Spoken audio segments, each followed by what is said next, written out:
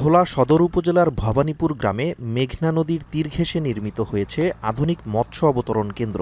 মৎস্য অধিদপ্তরের sustainable coastal and marine fisheries প্রকল্পের আওতায় প্রায় ৫.৫ কোটি টাকা ব্যয়ে নির্মিত এই স্থাপনাটি জেলেদের জন্য নানা সুবিধা দেওয়ার কথা থাকলেও বাস্তবে তা এখনও ব্যবহারহীন। অবতরণ কেন্দ্রের সামনেই চর জেগে ওঠায় বড় মাছ ধরার নৌকা বা ট্রলার ভিড়তে পারে না ঘাটে। সম্ভব হয়ে ওঠে না মাছ খালাস কিংবা বেচাকেনা কার্যক্রম। ফলে নির্মাণের শুরু থেকেই প্রশ্ন উঠেছে কেন্দ্রটির কার্যকারিতা নিয়ে। এটা কোনো কাজের আসে না, এটা করিয়ে থুয়ে দিছে। এটার ভিতরে একজন একটা ছাগলের ছাও থাকতে পারে না। এই রাস্তাটা কেন করে রাখছে? কোনো বরফ কলও নেই। পানি থাকে তুড়ুক এক মাজা, এই পাইকার পত্র মনে করেন এটা কেমনে উঠবো কেমনে যাইবো। তবে স্থানীয় জনপ্রতিনিধির অভিযোগ, জেনারেটর, মিনি হিমাগার, ডিজিটাল স্কেল, বরফ সংরক্ষণ ও প্যাকেজিং সুবিধাসহ বিভিন্ন যন্ত্রপাতি সরবরাহ না করেই বিল তুলে নিয়েছে ঠিকাদারি প্রতিষ্ঠান। এছাড়া স্থান নির্বাচন নিয়েও প্রশ্ন তুলেছেন তিনি, যদিও এসব অভিযোগ অস্বীকার করেছে ঠিকাদারি প্রতিষ্ঠান। প্রকল্প বাস্তবায়নে তাদের অতিরিক্ত অর্থ ব্যয় করতে হয়েছে। এখানে যে মৎস্য অবতরণ কেন্দ্রটা হয়েছে এটার ভিতরে শুধু ভবনটাই করছে, এবং এটার ভিতরে বরফকল থাকার কথা, জেনারেটর থাকার কথা, কমিউনিটি সেন্টার থাকার কথা, স্কেল থাকার কথা, এসব কিছুই এরা করে নেই।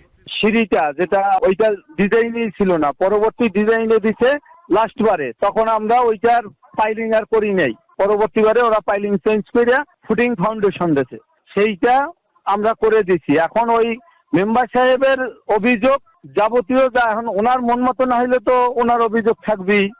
অন্যদিকে নির্মাণ কাজ শেষ হয়ে চলতি বছরের মার্চে ভবনগুলো স্থানীয় মৎস্য বিভাগের কাছে হস্তান্তর করা হলেও এগুলোর পরিচালনা ও রক্ষণাবেক্ষণ নিয়ে স্পষ্ট কোনো পরিকল্পনা নেই। ঊর্ধ্বতন কর্তৃপক্ষের নির্দেশে ভবন গ্রহণ করা হয়েছে, তবে পরবর্তী করণীয় সম্পর্কে এখনও কোনো নির্দেশনা পাওয়া যায়নি বলে জানান এই কর্মকর্তা। জেলেরা যারা বলেছেন যে এটা, সেটার সাথে আমি আসলে একমত না, কেননা এটা আমরা এখনো ফাংশনিংয়ে আসতে পারিনি। এটা চালু করার জন্য আমাদের প্ল্যান আছে, এক্সিট প্ল্যান আছে, সেখানে আমাদের মৎস্যজীবীদের সংগঠন এটা পরিচালনা করবে এবং একই সাথে তারা এখানে এটার ইউজার হবে। তো সেই কার্যক্রমটা আসলে প্রক্রিয়াধীন। এদিকে চর কচ্ছপিয়ার সার্ভিলেন্স চেকপোস্টে স্পিডবোট বরাদ্দ থাকলেও নেই চালক। ফলে কোটি কোটি টাকা ব্যয়ে নির্মিত এসব স্থাপনা এখন কার্যত অরক্ষিত অবস্থায় পড়ে আছে।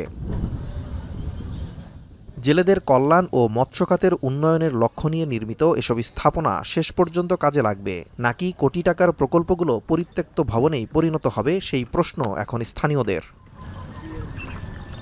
এখন ভোলা।